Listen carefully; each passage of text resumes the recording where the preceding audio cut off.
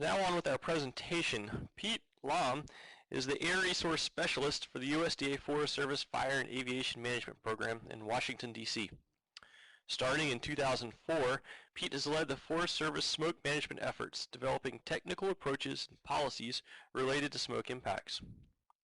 Since 2009, he's chaired the National Wildfire Coordinating Group's Smoke Committee, and prior to 2004, Pete managed the Arizona Interagency Air Resource and Smoke Management Program. He chaired the Western Regional Air Partnership's Fire Emissions Joint Forum from 1996 to 2004. Pete holds a Master's of Environmental Management from Duke University. So welcome everyone, and in particular welcome Pete. So let me switch over here to your presentation and go right ahead. Thanks. Thanks for the introduction, David.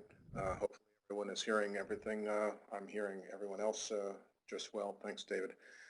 Alrighty, thanks everyone for joining me today. Pete Lahm, Forest Service, Fire and Aviation Management. I'm based in Washington, D.C., and as you heard, I have been there for a while and moving in lots of different directions. But one of the near and dear topics for me over the last several years, since actually 2007, has been the development and growth in support for the utilization and understanding about basic smoke management practices. This is a continuing dialogue, this particular topic. There is the tech note, which was in the survey that you saw as you were logging in. And this is something that was cited in the EPA Exceptional Event Rule back in 2007. This was a very important step in 2007 during the development of that particular EPA rule. For specific, prior to that time, there had been fundamentally a documentation process, recognition of smoke management programs as significantly one of the only ways to address smoke. And that was generally talking about central command and control and making decisions on what time and when you can burn, basically through that type of a process. In the development of the Exceptional Event Rule back in 2007, the idea and recognition that people do practice smoke management practices without a smoke management program was a fairly new one, and it was one that if you've been out there on the landscape, you fully understand. And so the documentation and the recognition of the fact that people do use a lot of different techniques and a lot of different tools before they burn and during their burn in terms of addressing smoke was for the first time brought into the regulatory world.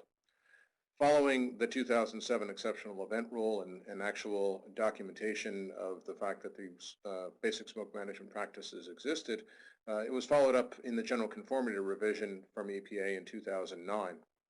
In that particular document, the idea of working with states and state regulatory community was brought into the equation, and so that there could be an understanding between burners that use basic smoke management practices and the state regulatory community would become valuable, especially for federal activities that had to follow conformity requirements.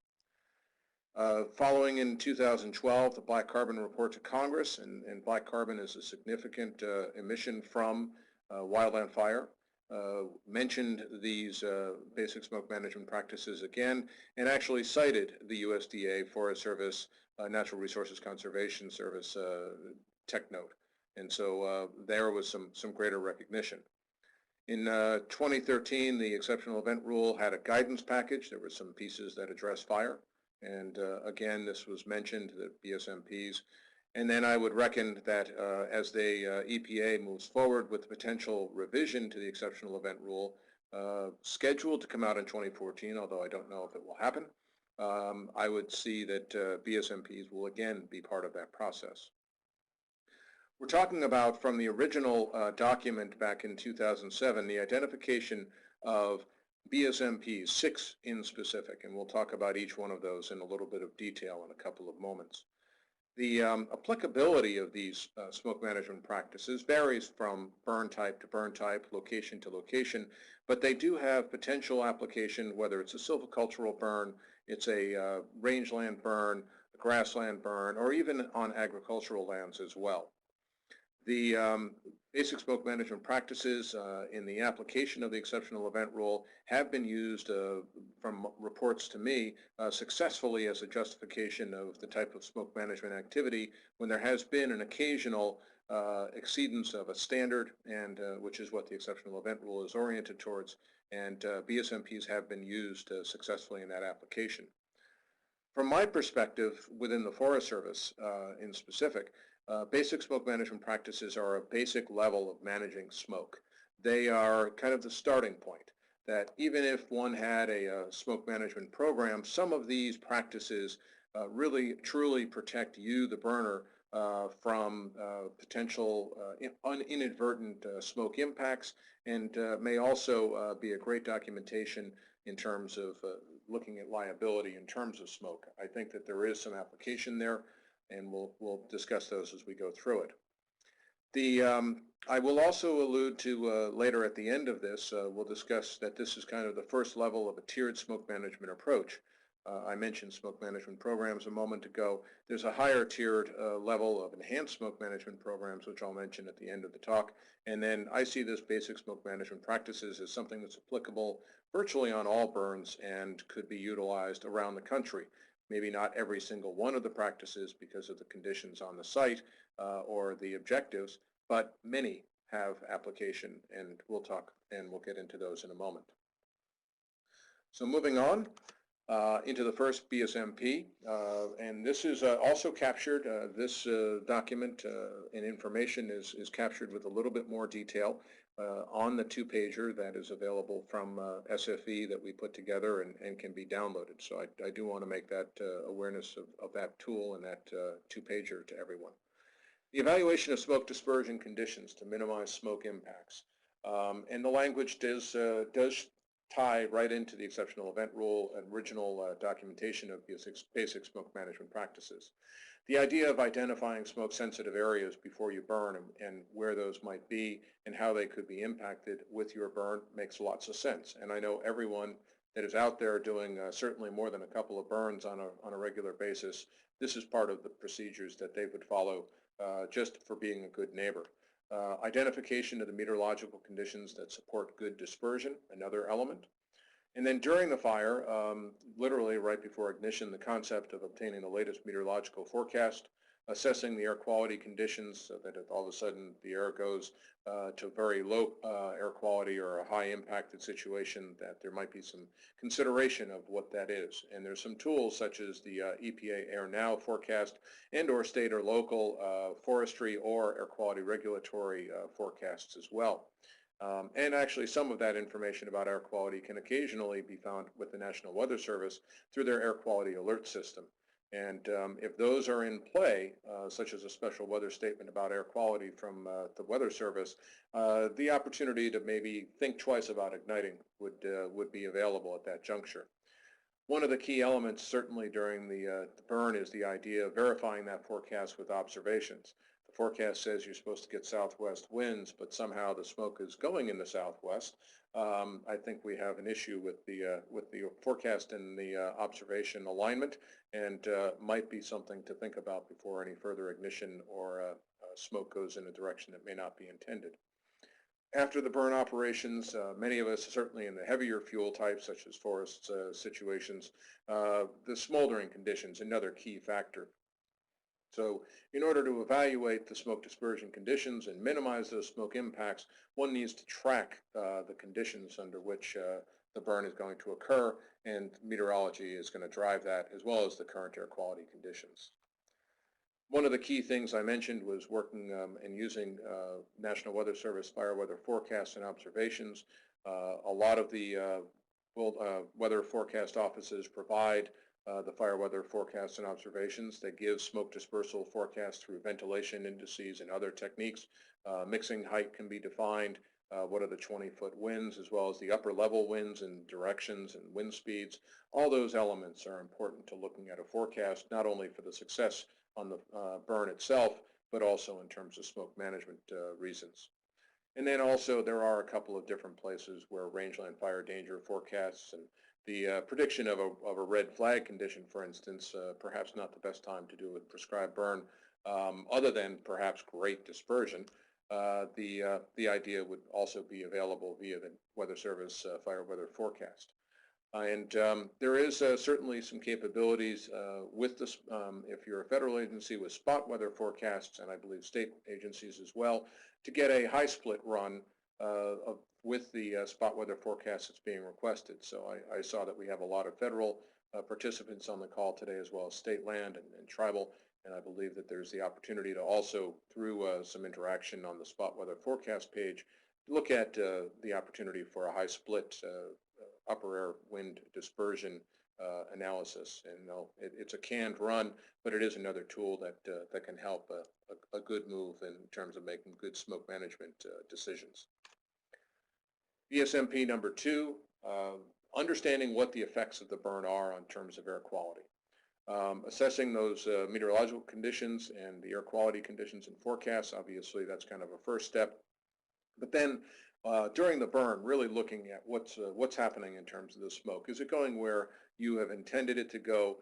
Is it going as high? Is it dispersing in a fashion that is indicating that it's good dispersion, or is it perhaps tight and low to the ground and not doing what you want?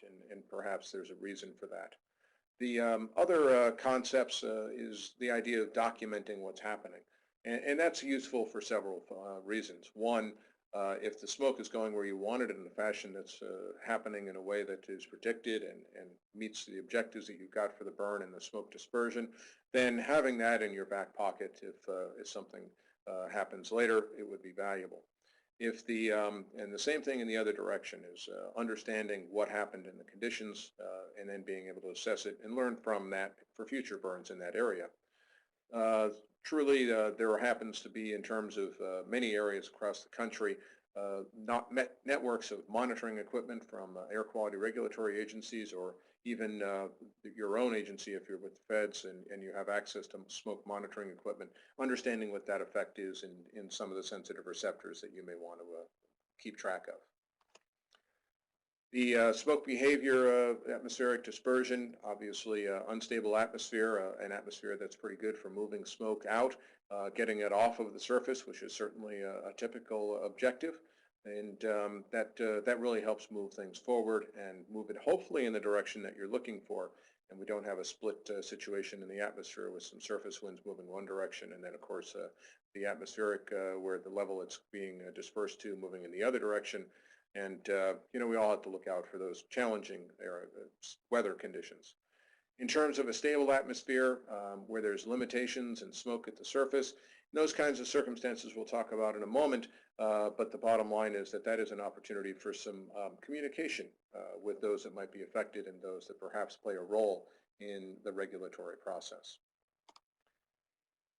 And if you're burning in an area that is, could get smoke caught in an inversion, obviously an important element to be aware of, and the forecast for any inversions, that's pretty important as well, before you ignite as well as during the ignition. And if there happens to be smoldering that follows up and in an area becomes inversion, with an inversion, there's some elements that come into play then.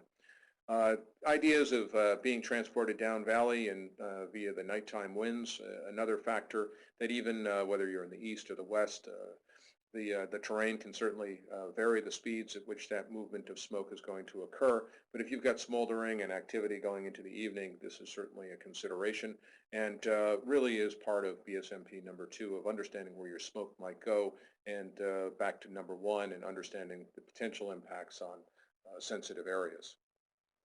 So these are all parameters that really fit in, and from most of my experience, whether it's a private land burner, private industry, or anyone who's out there doing more than a couple of burns, all these factors come in, and recognizing these elements and the role that they play in making good decisions on a prescribed fire, and a good decision to me on a prescribed fire includes smoke management considerations, all fits into this vision of identifying some of these basic smoke management practices. And if you are using these tools and you're looking at the weather and you're kind of looking at the results of your burn and the smoke dispersion therein, the idea of record keeping probably makes some good sense. Whether it's a personal smoke journal and burn journal, that could be retrieved later. So something so simple as a notebook when you go out and burn and keep this is valuable. You know, the weather conditions that were forecasted and observed, the fact that these BSMPs were applied, how much and where and what was being burned in terms of the timing and how the fire activity and the conditions were on site, and then any smoke behavior and impacts from that smoke is extremely valuable. You know, if you've met the goals and it reinforces the prescription that you're working with, and that's great, and it's probably worthwhile documenting that. And if not, then, you know, an opportunity to have some lessons learned there, just internally as well as with some of your partners in the same airshed might be valuable.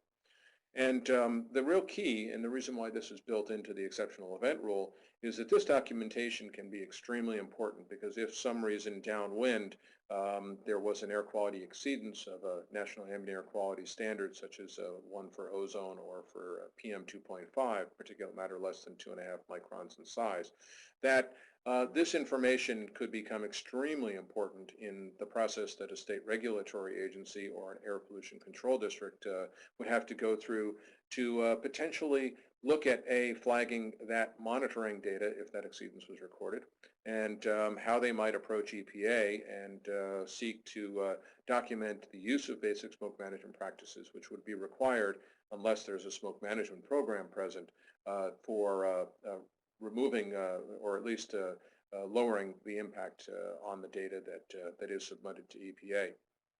This process has utilized BSMPs in the past, and I hope it does in the future, and certainly I hope that the occurrence of these kinds of interactions between prescribed fire and contribution to exceedances is minimal, and I think that in the vision of EPA that they're thinking that it is minimal, and so this is just one way of playing into that process and working in conjunction with an air quality regulatory agency that's going to be charged with looking at that data and then having to address high levels if they were inadvertently to occur. This is a really key BSMP, the communication with the public. I got to tell you, back in the development in 2007 of the exceptional event rule, the idea of letting the public know about potential smoke in the air, especially those that might be affected by it, was really on the top of the list in that communication with EPA. They were very concerned, and science since 2007 has really supported that if a public knows they might have some smoke impact, they can and they do, especially those that have potential negative impacts from that, such as someone with asthma or other respiratory challenges, they can and they do respond and try and reduce their potential exposure. They'll stay indoors, they may leave the area during the burn, they may call on a phone tree someone else that's in the same situation, since a lot of folks tend to be someone who has asthma. There are communities, literally peer-to-peer communication that occurs in that community. And so the idea of letting the public know that there's going to be smoke in the air, that there's not an intended, avoidance is the plan for this or that community is important. But if something was to not happen and the smoke was not to go where it was planned or to a level that was planned for, this communication is really critical. It allows the public to respond, and I think it also gives you that ability to then respond later saying, hey, we spoke about this, we let people know. The idea of burning and communication with radio stations. I know that federal agencies and state agencies use public service announcements over radio and TV. Hey, there's burning in this location, etc. That type of notification can be really key. Obviously, before ignition, appropriate authorities, be it air regulatory agencies, public health officials, local fire department, in some situations, the state forestry and others, and so on, key piece of the communication package as well. And then the idea is certainly if you communicate about this, having some idea of a contingency plan, whether that's necessarily documented in your head, on paper, and or you have an idea that if the smoke goes in X, Y location and it wasn't intended that way, that there's some sort of a response that can be made. And if one cuts off a burn early or something along those lines, communicating, saying, yes, we understand smoke didn't go where we planned, and here's what we're doing about it, can be very, very effective on the ground in terms of public relations and ultimately social license in using prescribed fire on the landscape. The idea is trying to get out to folks if it's going to be a short-lived impact, say the forecast, the front hasn't moved in as rapidly as one has planned, and I've been in that circumstance in Arizona before where a burn came out, went great. We thought we were going to have the winds moving in much more rapidly, and instead the smoke collapsed, 25 miles away, hitting a community and working with that community saying, okay, we're watching the weather as the winds pick up and the dispersion will improve, and communicating about that, the length of the particular impact can be really valuable. And it can also be a public relations win, to tell you the truth, when you have that type of follow-up. One of the other BSMPs, number 5, is the consideration of the use of emission reduction techniques. And right up front, not every fire and not every, in specific, not every control burn has the opportunity to utilize an emission reduction technique. But the consideration, depending on the vegetation type, the objectives of the burn, and other opportunities, say to utilize biomass for some circumstances, can be extremely effective. It also helps give some recognition to the fact that you are looking at the at emission reduction methods and looking at tiering the size of the burn to the objectives and keeping it within those parameters.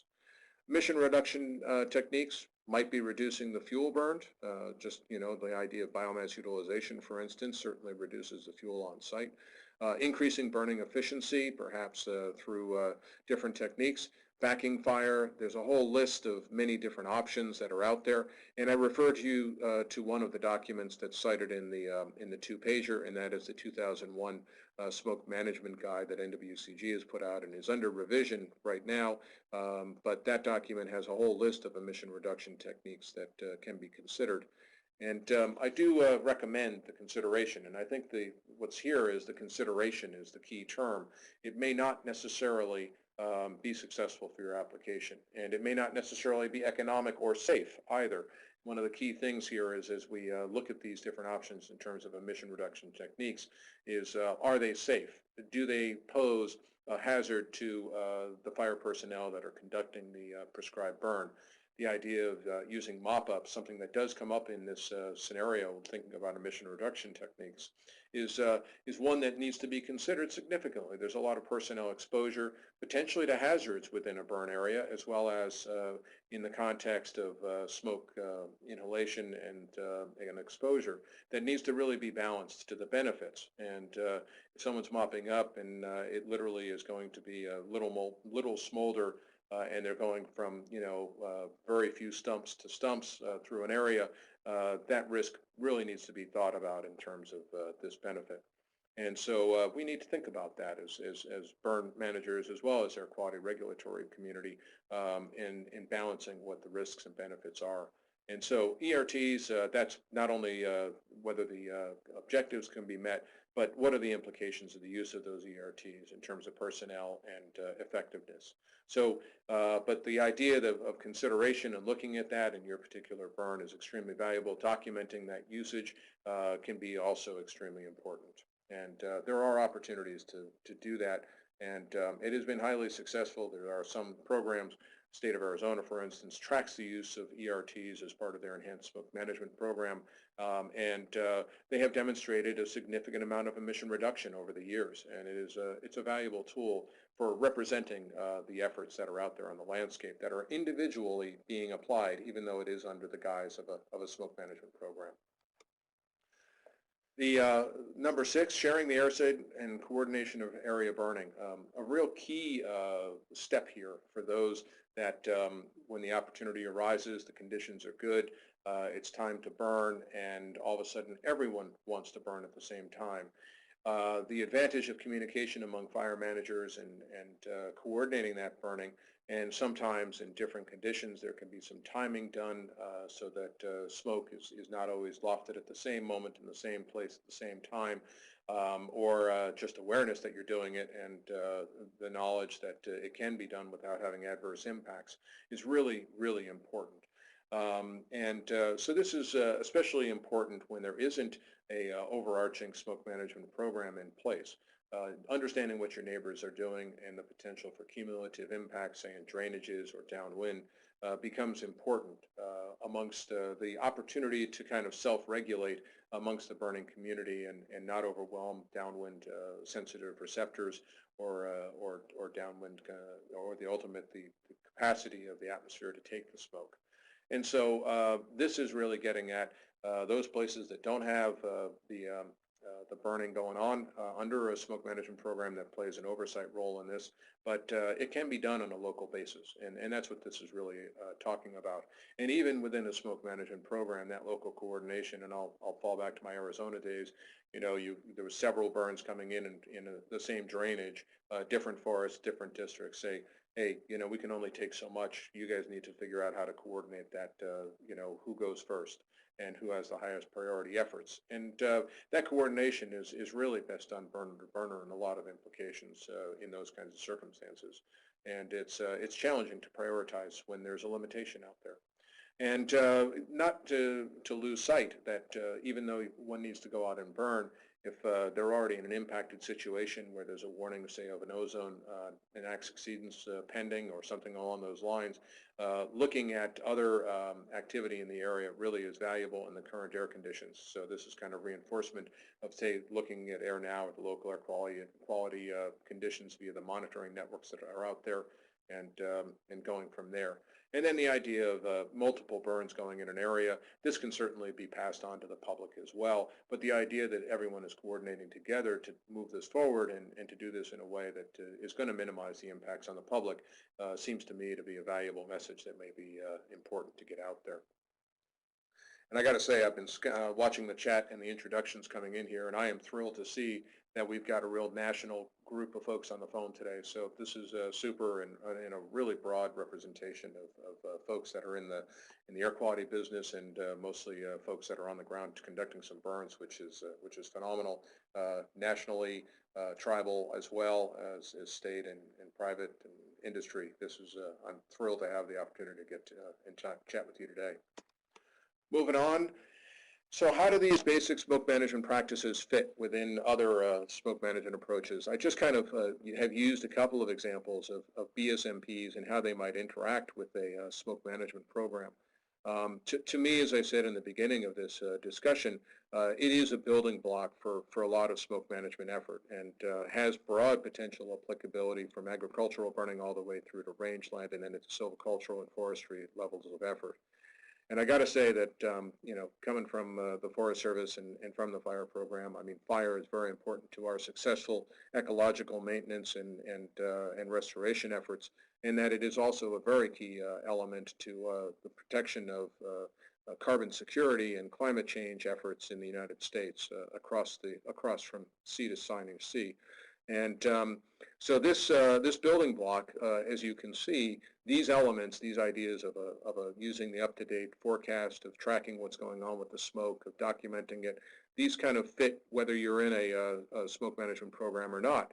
If something goes wrong, a smoke management program will certainly have the interest in all the features that are in a basic smoke management practices list, these 6 items, and being able to represent your activities in the context of the say the permit program that might exist, it all fits.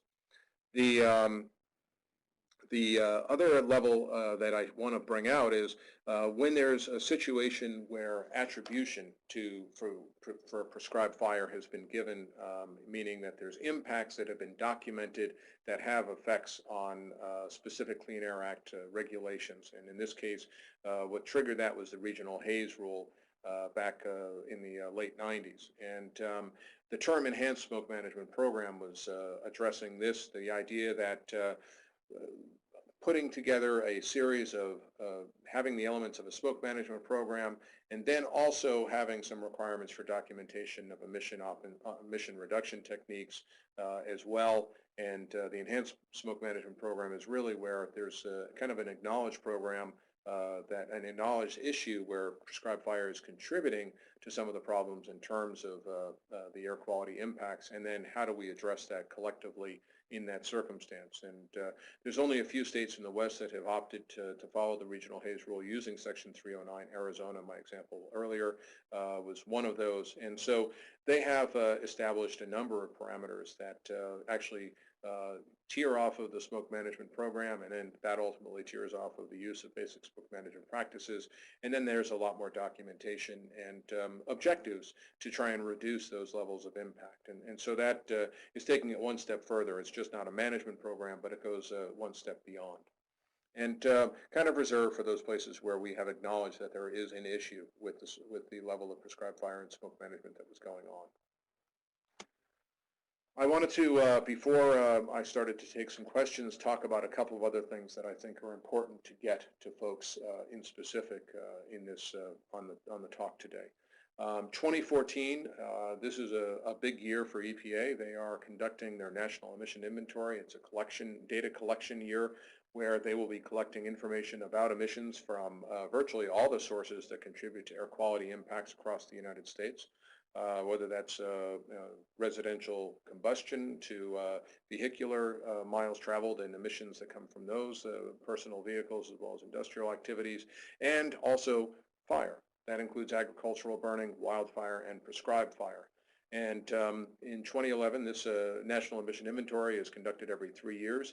And this emission inventory provides the basis for much of the analysis that EPA does for national ambient air quality standards, for forecasting future situations in terms of different sources and their contribution, and understanding what the dynamics are between the different sources and the effects.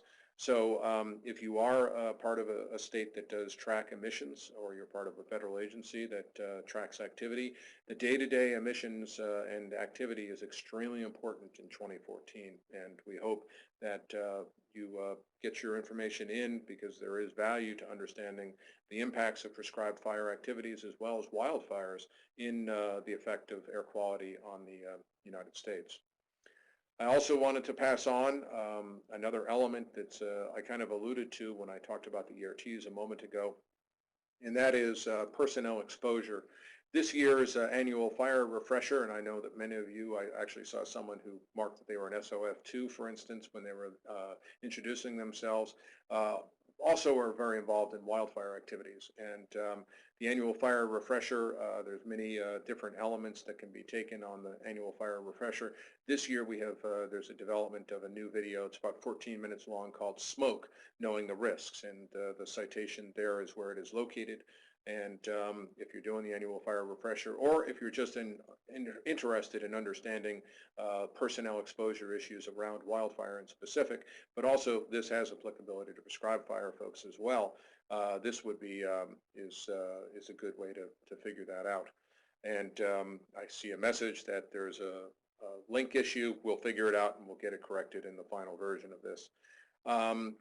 One of the other tools that has been put together as to go with this is a smoke exposure guidebook, which was put together by a small subgroup of the Smoke Committee for NWCG and the training subcommittee within the Smoke Committee.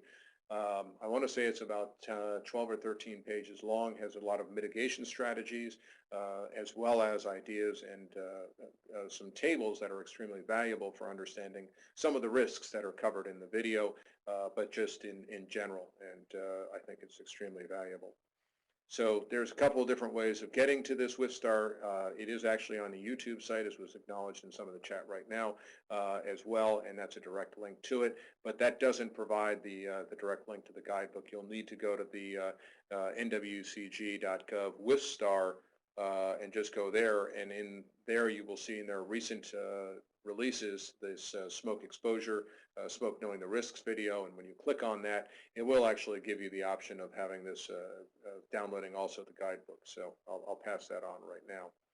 One of the other things that the Smoke Committee has been very concerned about and was reflected in the IAWF International Smoke Symposium that was held this past fall was transportation safety and how we address smoke impacts on roads, whether it's a small wildfire or a large wildfire or a prescribed fire. but bringing up the tools and improving how we address transportation safety.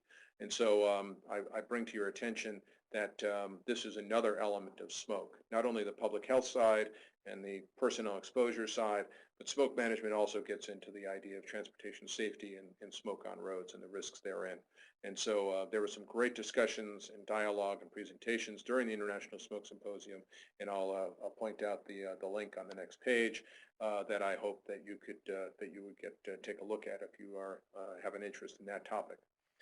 Last in closing, basic smoke management practices, tech note, the whole constitution of what I've spoken about mostly for the last 35 minutes is on the NRCS Forest Service location.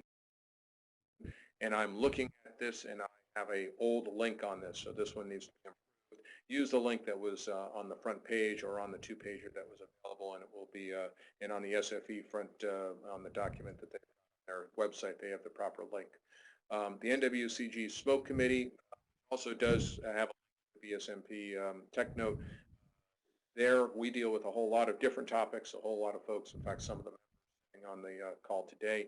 And within NWCG, Wildfire Coordinating Group, we do have a lot of both regulatory, policy, science, research, technical, a variety of approaches. We have that talk about potential implications of air quality regulations, dialogue of how to coordinate, work together, and we look at prescribed fire and wildfire in terms of its smoke effects, and with a lot of our partners from DOD to private to TNC to the federal agencies involved, state land, state forestry agencies also involved in that.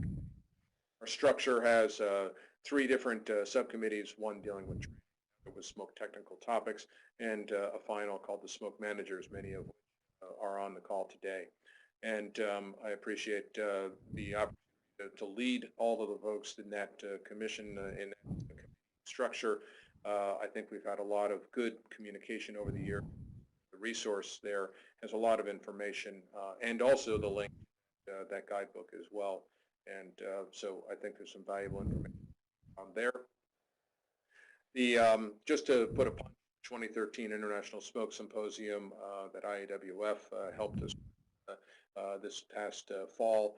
That's the link to the Smoke Symposium. All the talks and presentations are available online. If you have an issue of access, get in touch. You can use the address below. But there's a great opportunity to really learn what's the latest in many variations and many topics associated with smoke and wildlands across the landscape, climate change, where we're going in terms of modeling, policy, and a lot of the international success. We had just about 140 people in person and another 60 or 70 via the remote capability that people tracked day by day, talk by talk, since we had a virtual element of it as well that went very, very well. And all those presentations were captured, available online, and they will be until later this coming fall, so there's a good window there. If you have comment on basic smoke management practices and that tech note, I'd be interested in hearing them. I'm always looking to learn, and I don't believe in fixing something permanently, and if there's some opportunities for some improvements, I'm all ears, so don't hesitate to get in touch with me. And then one last pitch, you know, I take prescribed fire and smoke management issues seriously, and I work on it in a variety of, and within the Forest Service we put together a video that talked about how we address it within the Forest Service, and there is some mention of the basic smoke management practices, as well as many other planning efforts that are required before we go out and set a prescribed fire, and it's well captured on a video that is available on the Forest Service. So I'm going to stop there for questions. Got about 18 or 17 minutes that'll come up for questions, and we can kind of take it from there. All right, well, thank you so much, Pete. That was outstanding. I know we had some folks who joined us during your presentation. So just real quick, my name is David Godwin, and I'm the host of our webinar today, and I'm the outreach coordinator for the Southern Fire Exchange. And our presentation was from Pete Lahm, and he's the U.S. Forest Service Air Resource Specialist. So as he mentioned, we have some time left in our hour to go ahead and answer some questions from the audience, and I No, like you said, we have great turnout today and quite a diversity of experience and positions and locations represented in our audience today, so I'm sure we'll look forward to some good questions. We already had one comment that came in from Waldrop during the presentation, and he mentioned that the NOAA hazard mapping system needs to archive smoke maps to empower folks to address complaints or issues. You want to comment on that, Pete? Well, I think it would be extremely valuable. That is one of the challenges that states face when they have an adverse smoke impact, is actually being able to go back in time and capture what happened. There is a fair amount of archiving of smoke plumes that are available via the satellite, but it's not easy to get to by any stretch. And one of the things that the EPA is working on is some guidance for exceptional events, certainly for ozone. And in the 2013 guidance does actually have some links to some of the archived information for smoke plumes. Whether or not they hit the ground is another question, but they do mention some tools there. So I think some of the archived links might actually be available. Well, good. While we wait and see if folks, if you have a question, just go ahead and type it into the chat window there. And Pete, one of the things that came to my mind during your presentation was this the idea of documentation of smoke observations on the burn. Could you kind of elaborate on that and talk a little bit about, is that something that everyone needs to be concerned about, all burners, or is that really just for the federal or state folks? Does that count for the private burners as well, or the contract burners? And could you provide a little bit of a discussion on, what kind of things are you looking for, and are there, I guess this is a multi-part question, but are there examples that you can think of where that documentation has really come in handy for a burner? Just one question there, David, the documentation is interesting. I think that liability is in the mind of everyone when you decide to. And that liability is not only in terms of fire escape, but it certainly is in terms of smoke impact. That can be certainly in the southeast, the idea of smoke crossing a road and having some conditions that can be whiteout or super fog. Understanding what your smoke does, I think, has some extremely important step for protecting oneself. I think that the idea of documenting that you're making the decisions with the best information, be it on an escape or from an adverse smoke impact at the time, gives you some protection that you're doing the best that you can do conducting a burn that is that has very clear and important objectives. So in the regard of the exceptional event rule, being able to have that information available, and this is from a federal, this is from a state, and also a private landholder, I believe, as well. It is valuable to be able to say, I burned 10 acres that day. It was an insignificant amount of smoke, and here's a picture. It literally, it lasted 1 hour. My contribution might be very, very small, but having that as an area could be valuable. The same goes in the other direction. This is where the smoke went, and by the way, it was out by X hour or so on in terms of this information. Also allows the air regulatory and others to understand what happened. And so there's a benefit to that process. The EER gives you a structure through which this information has some value. And certainly an air quality agency after the fact, they're going to be interested looking at the exceptional event rule and what they have to go through if there's a prescribed fire that impacts and helps contribute to a violation of the NACS. They have to go through a lot of effort. This is a significant dollar and resource commitment by the air regulatory agencies to try and address this issue. And the more information they have to be able to make a good case to EPA for modifying that monitoring information and not having an area go into non-attainment is huge. If they have, through this documentation, a knowledge of what was, what the conditions were, where the smoke went, what the outcome was, the fact that it may not have been going in the direction of, say, exceedance, could be extremely valuable. And it gives them the opportunity to make the case to EPA for addressing that data, without which they will rely on the monitored information that they have.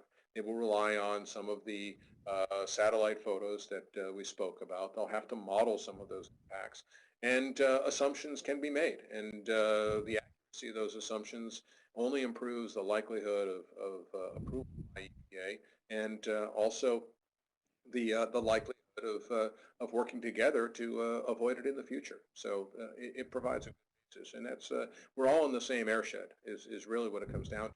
It's a federal agency, a state land management agency, or forestry, that person next to a private landowner. The bottom line is we're sharing that airshed, and those impacts are big, can be significant. And as the standards tighten, and I just have to say, the ozone standard is going to be under consideration at the end of this year, early next year, and if things further, small contributions may become more significant, and the cumulative contribution will become more important, and how we manage those. Wow, I got to tell you, there's not going to be a shortage of dealing with smoke issues as the standards have tightened. The interaction on prescribed fire and activity 15 years ago is completely different than it is today. And this documentation, I think, helps us move in a direction that we can collaboratively try and move down the road of maintaining and possibly even increasing the use of prescribed fire and fire landscape while also balancing some of the challenges associated with smoke and quality that are going to be in front of all the air quality regulatory. All right. Well, thank you. That's a good response. Could you follow that a little bit with some examples or discussion a bit on the role of this effective airshed coordination programs? Is that something that you have seen in areas? Is that something that like prescribed burn associations have worked together to try and coordinate their plumes on days, or is that something that you're seeing more at the state levels when it comes down to issuing burn permits in some states? I see this in a variety of different levels. I certainly see it in areas that, where you're trying, everyone has a reasonable need and burn.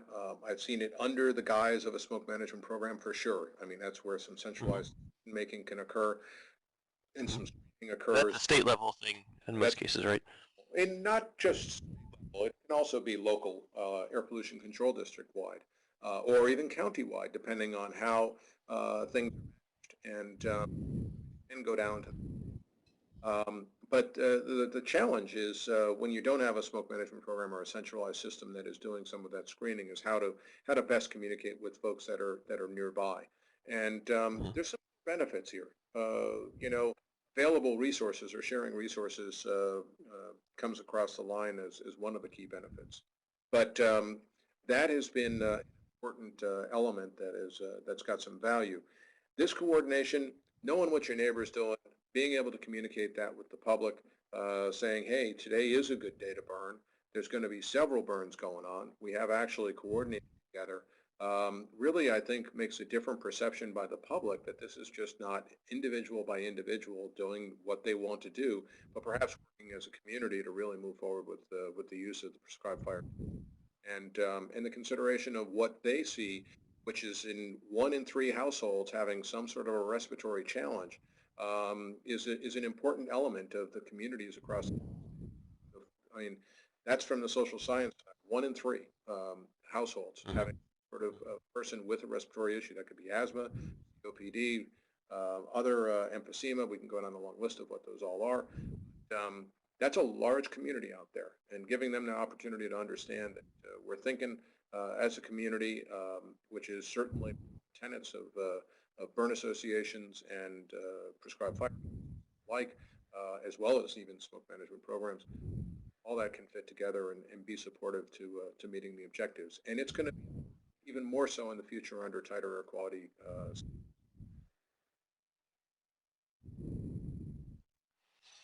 Okay, that's about how I was thinking about it as well. I think that it really does point to the important role that those prescribed fire councils and prescribed burn associations in regions can play in terms of equipment, information, training, and education sharing networks for folks all over the country and all over at different levels and different regions. So I think that's a good point to have, and one that's definitely a valuable aspect of the valuable tenet of the basic smoke management practices. Well, I see in the chat window here that we have continuing discussion about accessing those NOAA data through an archive site. And Pete, if you know of any specific ways to access those data, maybe we can include links to that or instructions for that on our website once we get the recording for today's webinar archived, maybe to help provide some direction for folks. Yeah, I don't have the key right in front of me for doing that, but it sounds like Jennifer Miller does. So yeah, so maybe Jennifer and Waldrop can exchange emails and get that figured out. Okay, well, do we have any other questions from our audience or comments that want to speak up while we have everyone today? Give a minute there, and I'll go ahead and switch over our format here for our presentation.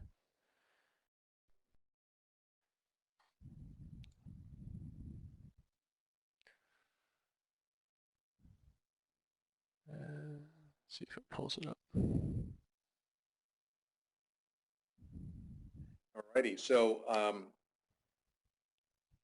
if there's any other questions, I will say again, don't hesitate to certainly flip me an email. I'm interested in dialogue on this on basic smoke management practices, as I said before, and I sure appreciate the opportunity to address everyone today. It's been a wonderful broad audience, which makes me happy, and so I appreciate the opportunity from Southern Fire Exchange to work together, and this is the outgrowth of working between the Smoke Committee and Joint Fire Sciences program as a whole, and focusing on a couple of key consortia, which the Southern Fire Exchange is definitely one of those that's out there and pushing the envelope on activities and webinars.